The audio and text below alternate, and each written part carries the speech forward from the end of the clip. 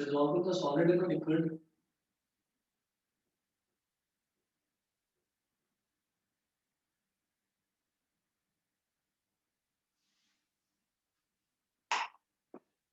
तो ये वाला जो हमारा टॉपिक है इसमें हमने कल देखा था कि जैसे मान लीजिए हमने वाटर जो है, तो पूरा का पूरा जो वाटर है, वाटर भी तो छोटे छोटे क्रिस्टल से मिलकर बना होगा। तो हमने क्या करा कि जो वाटर है, हमने वाटर को क्रिस्टल्स की फॉर्म में रिप्रेजेंट करना है। तो देखिएगा कैसे करेंगे।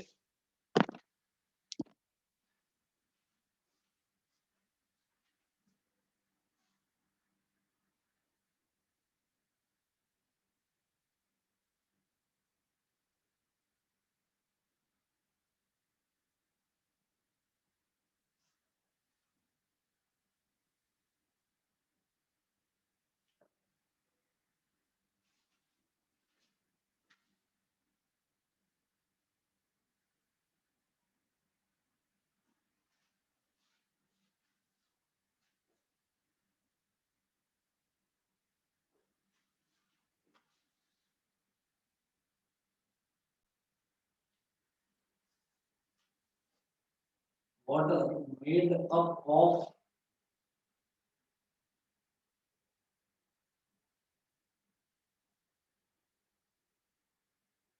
पार्टिकल्स। यहाँ लिखेंगे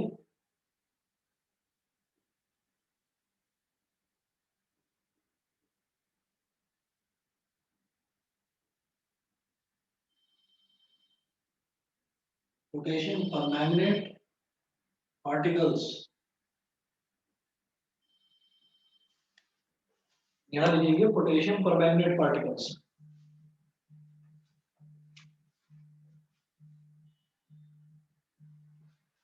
बेटा 1 मिनट वेट करिए प्लीज। Yes sir. यस ठीक है। सर। ये बीच में थोड़ा बहुत ना कुछ आज ना नेटवर्क की प्रॉब्लम चल रही है, तो उसकी वजह से कुछ प्रॉब्लम चल रही है बीच बीच में। चलिए, यहाँ पर मैं लिखूंगा पोटेशियम परमैंगनेट पार्टिकल्स।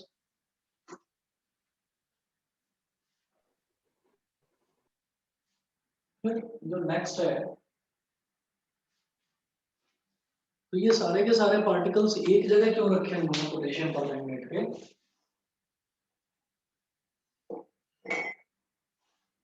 ये सारे के सारे पार्टिकल्स एक जगह होने का मतलब ये है कि यहाँ पर अभी भी पोटेशियम परमैंगनेट जो है, पोटेशियम परमैंगनेट का क्रिस्टल रखा हुआ है, यानी कि पूरा का पूरा बड़ा टुकड़ा रखा हुआ है। तो अब जो पार्टिकल्स हैं, वो पार्टिकल्स इसमें से सेपरेट आउट होना शुरू हो जाएंगे धीरे धीरे। तो कैसे होगा देखिएगा नेक्स्ट स्टेप देखेंगे हम।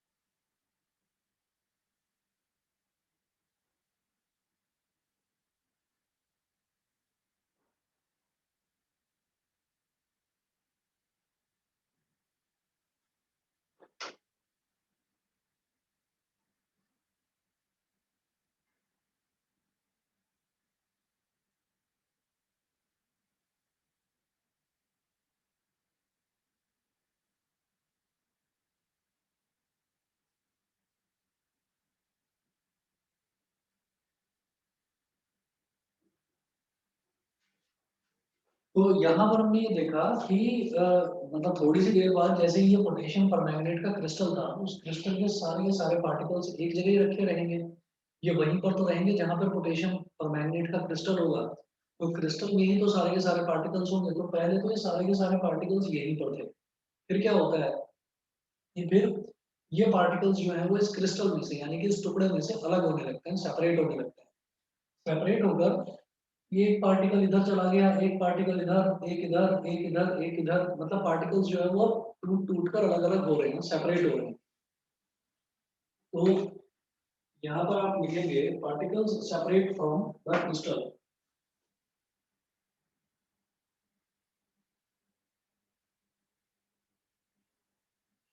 ऐसे पार्टिकल्स, बेटा दिखाई तो दे रहा है ना सभी को? Yes, ठीक है। yes, sir. Okay okay, particles separate from the crystal. Particle crystal में से सेपरेट हो गए, दूसरा स्टेप ये था। फिर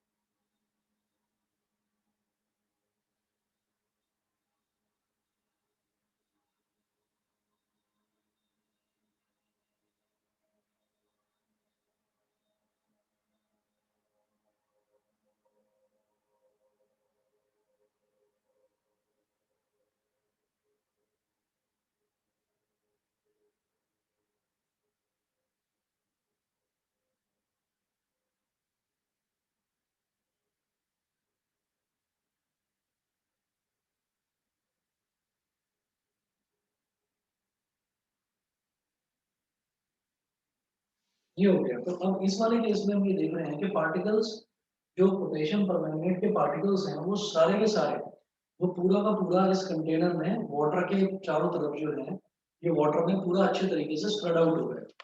तो इसको हम लिखेंगे potassium permanganate particles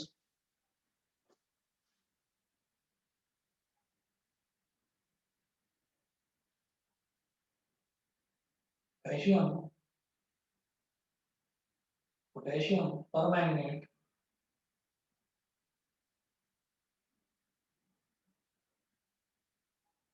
particles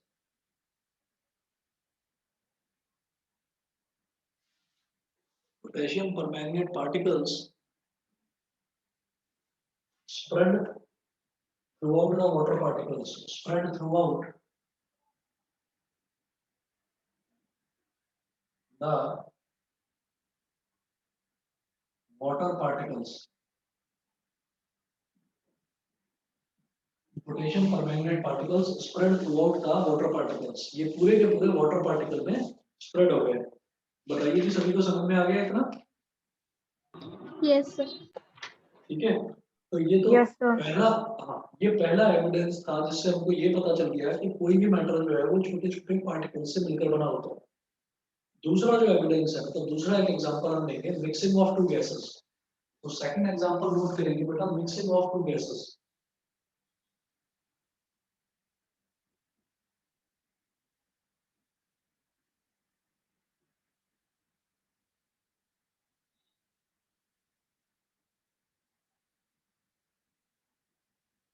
mixing of two gases, इसमें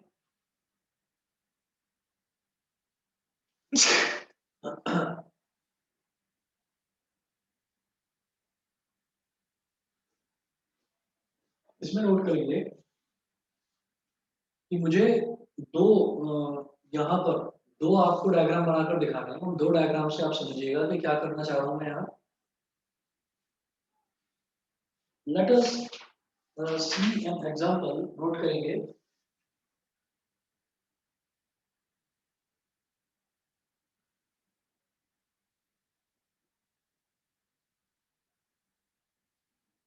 late us see an example of the diffusion of bromine vapor into air. Let us see an example of the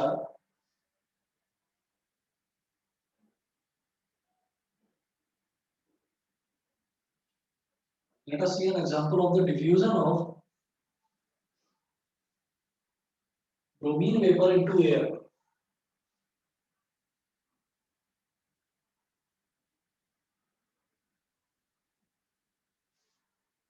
Bromine vapor into air.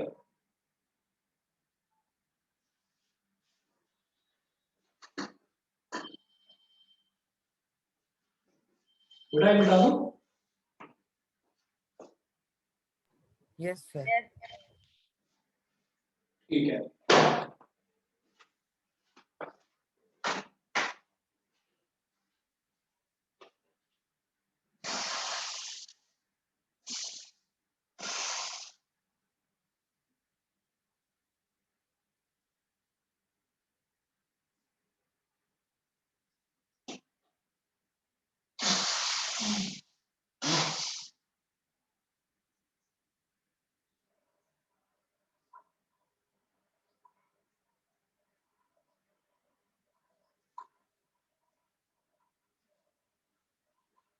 अच्छा आप सभी बच्चे ना 1 minute wait करिए, मैं 1 minute में आ रहा हूँ।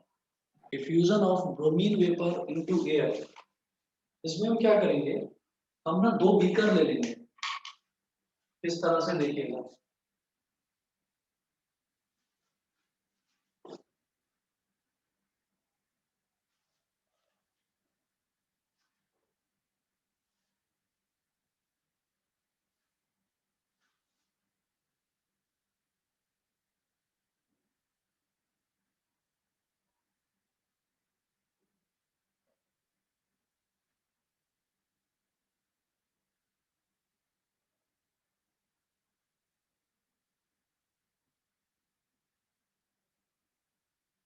एक कंटेनर तो हमने ऐसा ले लिया कि बीच में हमने लिड लगा रखी है और इसमें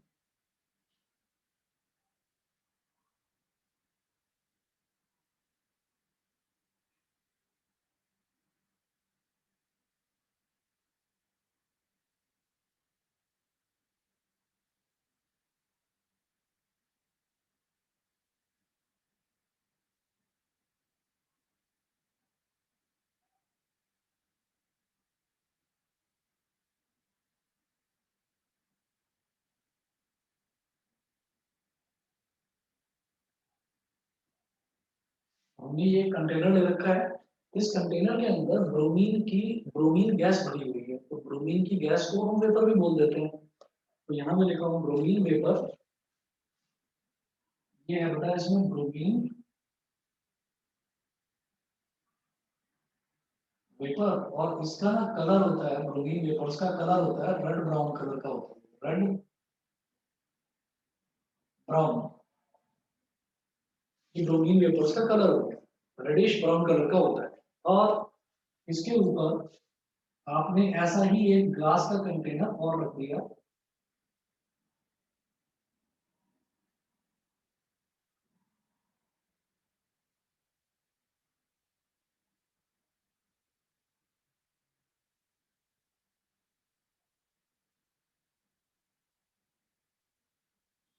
ये रख दिया, लेकिन ये खाली है। ठीक है, तो आप समझिए एक कंटेनर ऐसे सीधा रखा हुआ है और एक कंटेनर ऐसे उल्टा करके उसके ऊपर रख दिया, तो ये खाली है। तो जब खाली होता है कोई भी कंटेनर, अगर खाली है तो हम उसको खाली नहीं कहेंगे, हम कहेंगे उसके अंदर एयर है ना। तो मैंने ये कह दिया कि इसके अंदर एयर है।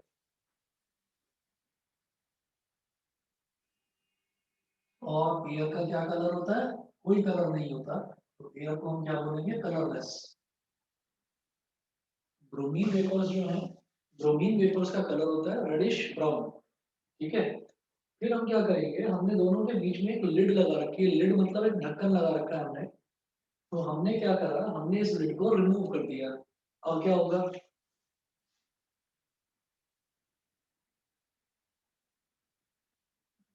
ये लिड है, मैं यहाँ लिख रहा हूँ on removing the lid. Lid remove करने पर क्या होगा ये देखते हैं।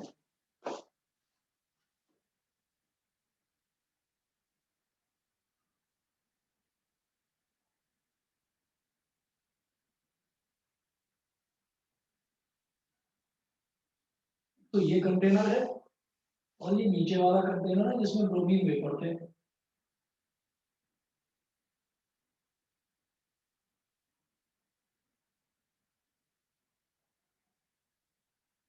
जिसमें ब्रोमीन वेपर थे। तो ये दोनों कंटेनर हम ऊपर नीचे रखे हुए हैं। तो अब क्या होगा, जब बीच में जो पार्टीशन था वो पार्टीशन ही खत्म हो गया, तो मतलब जितने भी ब्रोमीन वेपर्स हैं वो सारे डिफ्यूज होकर ऊपर की तरफ चले जाएंगे, क्योंकि एयर है इसमें, तो सिर्फ मतलब ये खाली है, मतलब इसमें तो जगह ही जगह है। तो वो सारे के सारे ब्रोमीन वेपर डिफ्यूज होकर यहाँ पहुंच जाएंगे ऊपर वाले कंटेनर।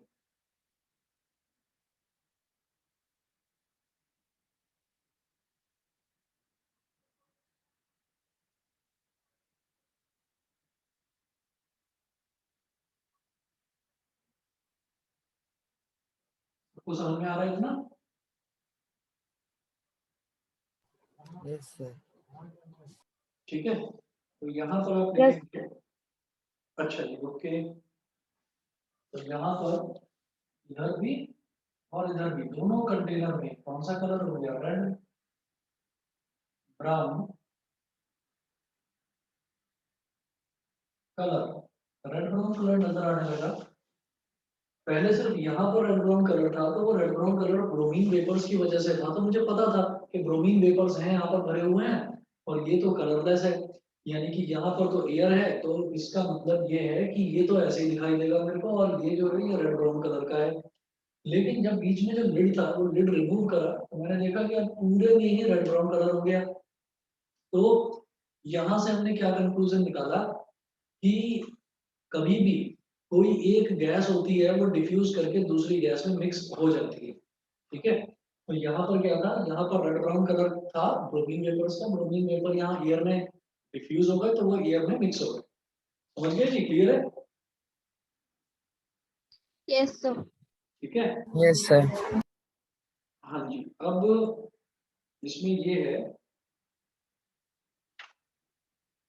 कि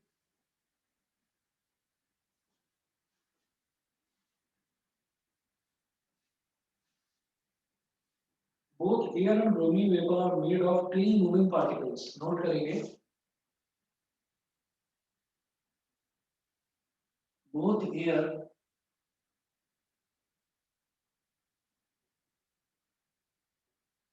and bromine vapors are made of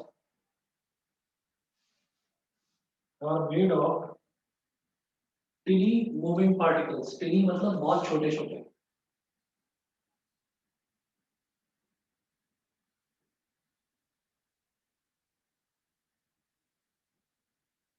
made of tiny moving particles, full stop। The moving particles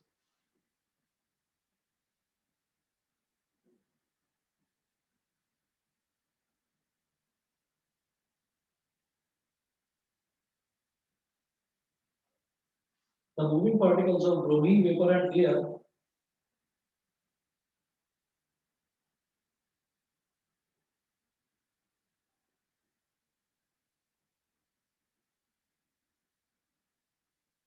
the moving particles of bromine vapor and air collide with each other and bounce about in all directions,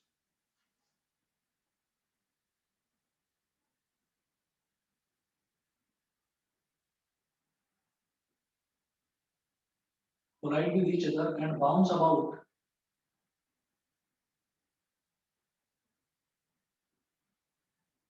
in all directions, bounce about in all directions, due to which they get mixed uniformly.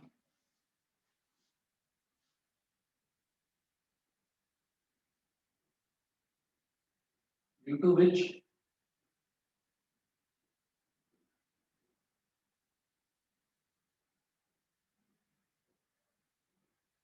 they get mixed uniformly.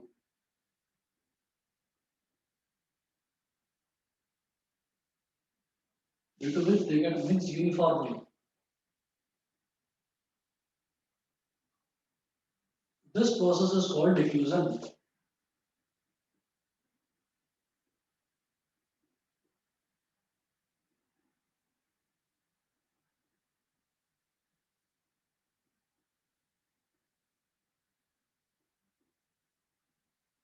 इसी process को हम लोग diffusion बोलते हैं। तो क्या हुआ कि बीच में जो लिड था हमने वो लिड को रिमूव कर दिया। लिड रिमूव करेंगे तो ये जो ब्रोमीन वेपर हैं जो रेड ब्राउन कलर के हैं, ये और जो एयर के वेपर्स हैं, एयर के जो वेपर्स होते हैं उनका कोई कलर नहीं होता, वो कलरलेस होते हैं।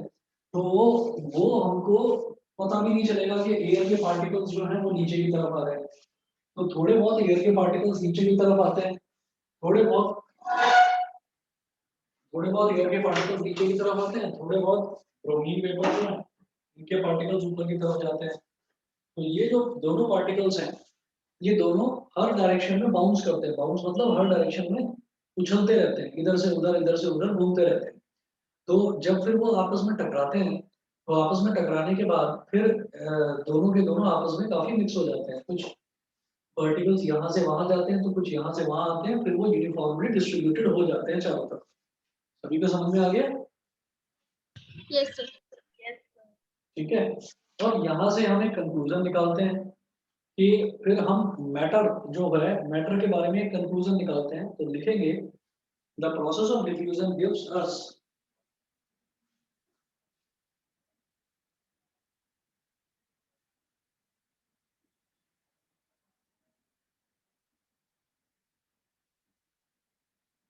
The process of diffusion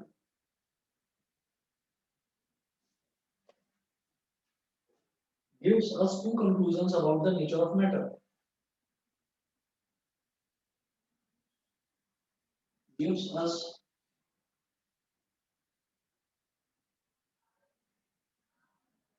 two conclusions about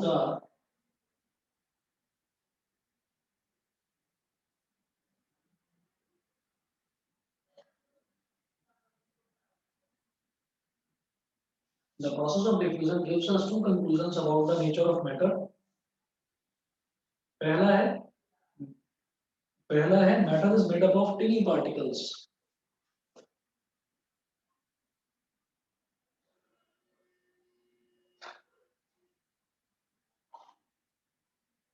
Matter is made up of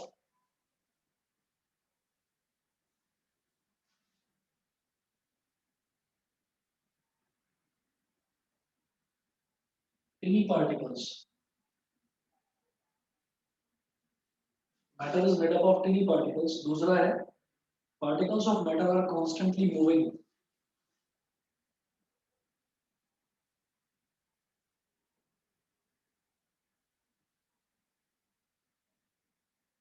Particles of matter are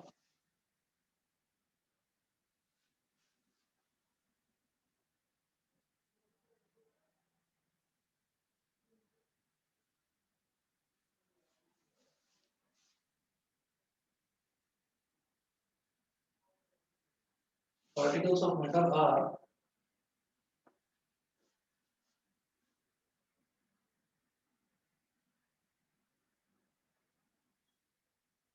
constantly moving. Diffusion से ये समझ में आता है कि एक तो मैटर जो है वो छोटे छोटे पार्टिकल्स से मिलकर बना है, तभी तो पार्टिकल्स जो हैं वो दिखाई दे रहे हैं कि ये रेड ब्राउन कलर के पार्टिकल्स हैं और चारों तरफ ये डिफ्यूज हो रहे हैं। और दूसरा ये समझ में आता है कि particles of matter are constantly moving. ये पार्टिकल्स ऑफ मैटर जो है वो लगातार घूमते रहते हैं, मूव करते रहते हैं, क्योंकि अगर वो मूव ना करते तो एयर के पार्टिकल्स नीचे ना आते और ब्रोमीन वेपर के पार्टिकल्स ऊपर ना जाते। ठीक है। तो क्योंकि वो कॉन्स्टेंटली मूव करते रहते हैं, इस वजह से हम ये कहते हैं कि दो प्रॉपर्टीज हो गई मैटर की। पहली चीज कि matter is made up of टिनी particles, छोटे छोटे पार्टिकल्स से मिलकर बनता है मैटर। और दूसरी प्रॉपर्टी ये है कि particles of matter are constantly moving. सभी को समझ में आ गया इतना? Yes, sir. Yes, sir. Yes. ठीक Yes. ठीक है जी। उसके बाद नोट करेंगे थर्ड एग्जांपल है, थर्ड एविडेंस है movement of pollen grains in water. Excuse me sir. हाँ जी बताइए। सर वेपर्स जो कलरलेस होते हैं और जो कलर वाले होते हैं वो विजिबल हो जाते हैं नेकेड आई से? जो कलरलेस वाले हैं ना, कलरलेस वाले तो विजिबल नहीं होंगे। ठीक है। और इसी वजह से क्या है कि यहाँ पर ना हमें देखने से ऐसा लगता है कि यहाँ पर एम्प्टी स्पेस है, जबकि यहाँ पर कलरलेस वेपर्स है। और यहाँ पर क्या है, यहाँ पर रेड ब्राउन कलर के वेपर्स हैं। तो रेड ब्राउन कलर के वेपर्स भी ऊपर जाते हैं और जो कलरलेस वेपर्स हैं वो भी नीचे आते हैं। तो इनकी मिक्सिंग होती है।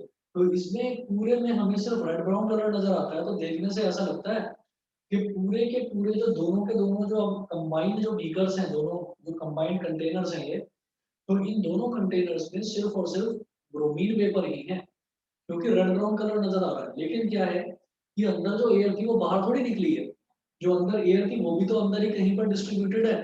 तो एयर के जो वेपर्स हैं क्योंकि वो कलरलेस हैं, तो वो इन्हीं पार्टिकल्स के बीच में जो है वो कलरलेस वेपर्स है, वो भी मिक्स्ड है। तो वो कलरलेस है, इस वजह से मुझे दिखाई नहीं देते। समझ गए? ओके तो सर। कलरलेस वालों को हम नेक्ड आई से नहीं देख सकते। और जो ब्रोमीन वेपर्स हैं, ब्रोमीन वेपर का भी ना मुझे कलर दिखाई देता है, लेकिन मैं अलग अलग वेपर्स को ऐसे चेक नहीं कर पाऊंगा। लेकिन मैं कलर देखकर अंदाजा लगा लेता हूँ कि हाँ ये ब्रोमीन वेपर्स हैं। बताइए बेटा, सभी को क्लियर है? Avani, Devansh, Janhavi, Lakshya, Yes, yes sir. Sir. Yes, sir. Parth, Sir. Sumil, Yash, Yashika. Yes, Yes, sir. sir.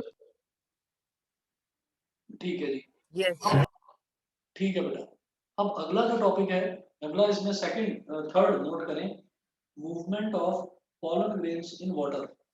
जो मैंने आपको एक बार बताया भी था, तो वही वाला है, movement of pollen grains in water. पहले ऐसे ही आपको ओरली समझा दिया था, एक छोटा सा डायग्राम बनाकर अभी डिटेल में करते हैं इसको। तो थर्ड है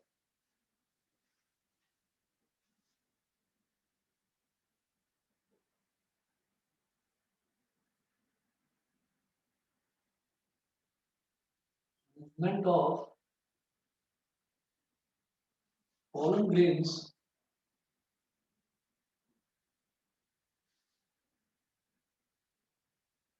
in water.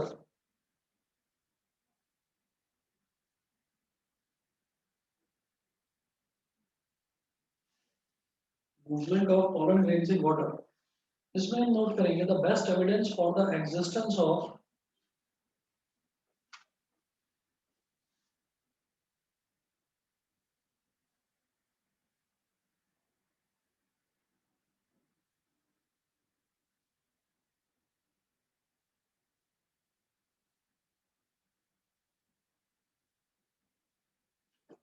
the best evidence for the existence of particles in liquids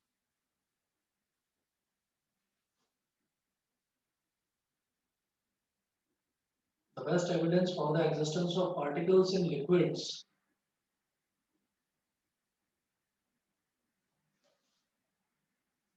was given by Robert Brown in 1827.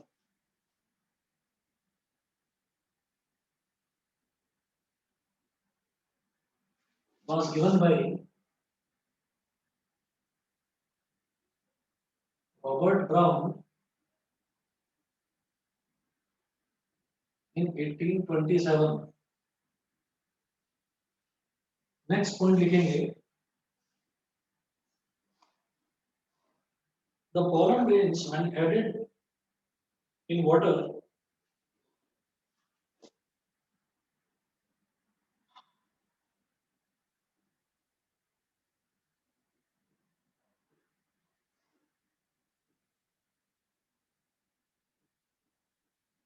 the pollen grains when added in water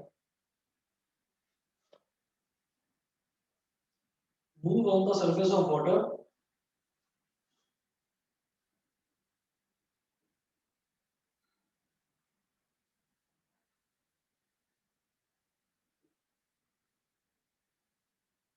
the pollen grains when added in water move on the surface of water because they are constantly being hit because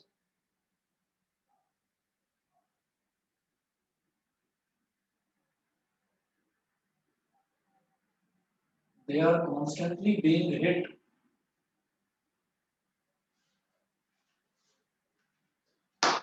because they are constantly being hit by the fast moving particles of water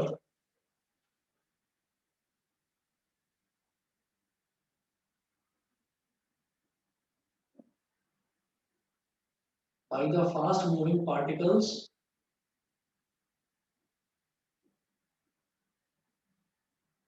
of water.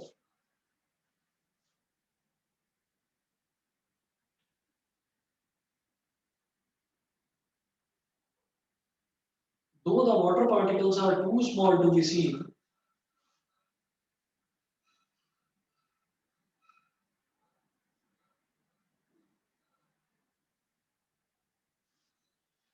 though the water particles are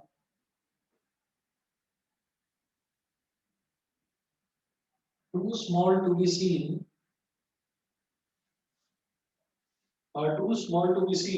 but their effect on the pollen grains can be seen clearly.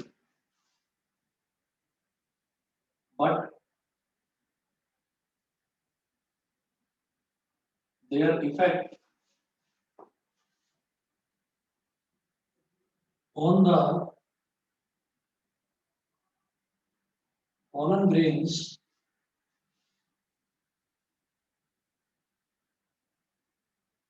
can be seen, though the water particles are too small to be seen, but their effect on the pollen grains can be seen clearly. Acha. The random motion of visible particles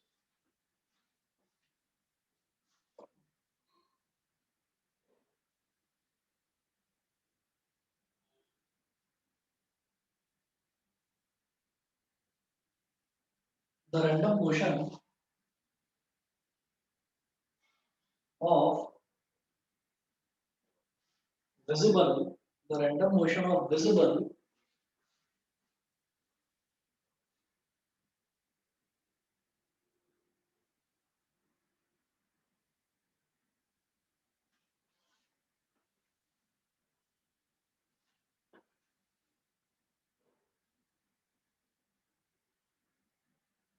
the random motion of visible particles bracket में लिखिएगा pollen grains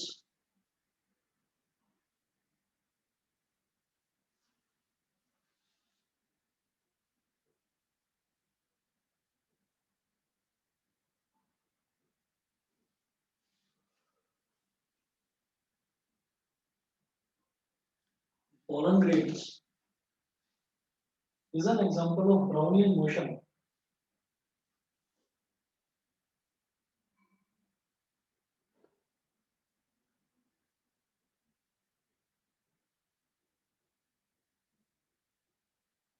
Is an example of Brownian motion.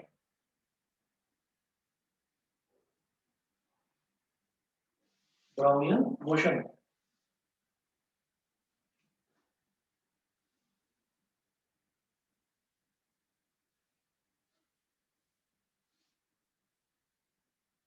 मानिएगा ये एक container है, ये चलिए पहले आप एक डायग्राम बना लीजिए।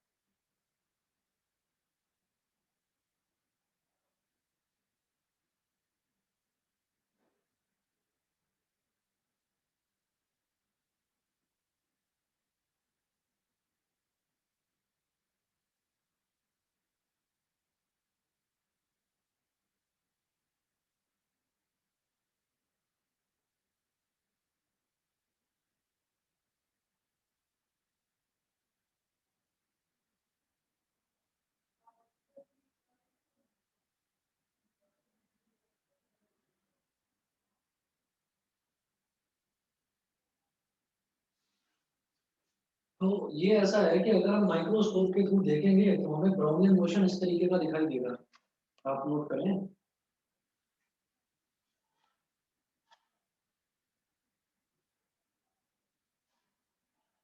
ये जो इसमें डॉट्स दिखाए गए हैं ये है pollen grain और इसमें लिखिएगा figure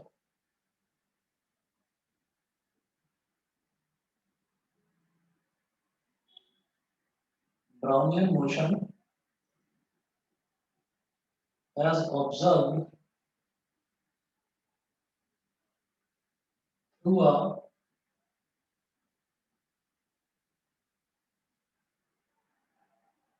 Brownian motion as observed through a microscope.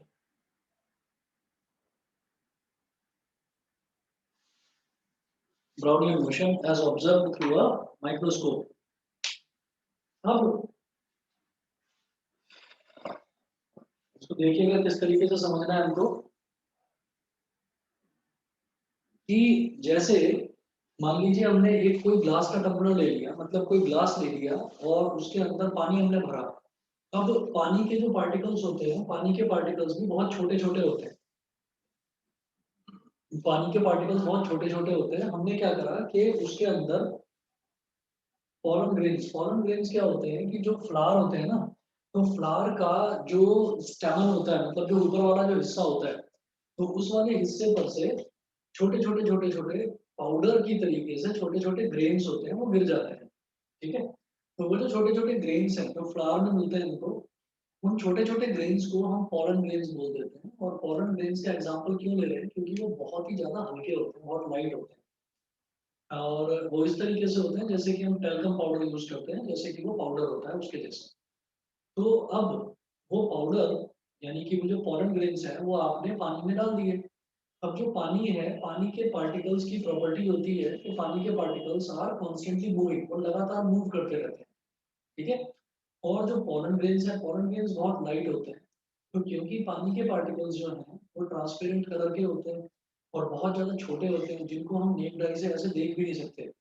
तो पानी के पार्टिकल्स बड़ी तेजी से चलते रहते हैं। अब इस चीज़ का पता कैसे चले कि दे आर कॉन्स्टेंटली मूविंग? मैंने बताया ना अभी, एक दो हमने रूल्स बनाए। उसमें दो रूल्स में ये था, पहला तो था matter is made up of tiny particles, और दूसरा था particles of matter are constantly moving. तो यहाँ से ये चीज दोबारा से समझ में आ जाएगी कि जो पार्टिकल्स ऑफ मैटर है दे आर कॉन्स्टेंटली मूविंग, लगातार वो मूव करते रहते हैं। तो पानी के पार्टिकल्स बहुत छोटे भी होते हैं और बहुत ट्रांसपेरेंट भी होते हैं, तो उनका मूवमेंट मैं ऐसे देख नहीं सकता। तो हमने उस पे पॉलन ग्रेन डाल दिया, तो पानी के पार्टिकल कॉन्टिन्यूअसली लगातार पॉलन ग्रेन को हिट करते रहेंगे। क्योंकि पॉलन ग्रेन जो है, पॉलन ग्रेन तो अपना स्टेबल है, वो तो शांति से आके पानी के ऊपर गिर गया। जो पानी के पार्टिकल्स हैं वो कॉन्स्टेंटली मूव कर रहे हैं, तो वो पॉलन ग्रेन को लगातार हिट करते रहेंगे करते रहेंगे करते रहेंगे। और हमें अगर हम माइक्रोस्कोप से उसका मोशन देखने की कोशिश करें, तो माइक्रोस्कोप से हमको ये दिखाई देगा कि फॉर एग्जांपल मैं किसी एक फॉरेन ग्रेन को देखता हूँ तो वो ऐसे ऐसे ऐसे ऐसे ऐसे ऐसे ऐसे ऐसे कहीं भी किसी भी रास्ते टेढ़ा मेढ़ा जिगजैग मोशन कैसा भी फॉलो करेगा। और ऐसे मोशन को जिसका पर्टिकुलरली कोई डायरेक्शन नहीं होता, उसको हम बोल देते हैं रैंडम मोशन। तो ये जो रैंडम मोशन होता है, ये रैंडम मोशन ही ब्राउनियन मोशन कहलाता है। बताइए जी, क्लियर है सभी को? तो यहाँ से, Yes, sir. हाँ जी, तो यहाँ से हमको ये समझ में आता है कि पार्टिकल्स ऑफ मैटर जो है वो लगातार मूव करते रहते हैं, दे आर कॉन्स्टेंटली मूविंग। ठीक है, सुमिल, सिमर, देवांश, Yes, sir. अभी, Yes, sir. यश, जानवी, सभी को क्लियर है इतना? Yes, sir. Yes, sir. Yes, sir. चल चलिए ठीक है। अब इसके बाद इसी में नोट करना है हमें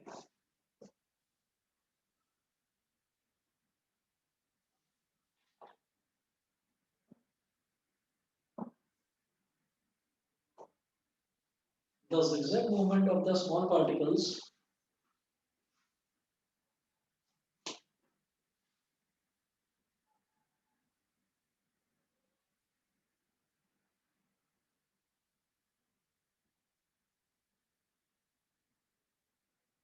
the zigzag movement the zigzag movement of the small particles suspended in a liquid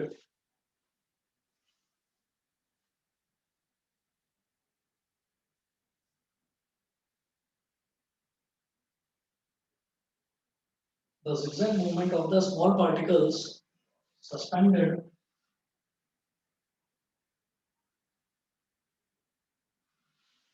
suspended इधर कर रहा हूँ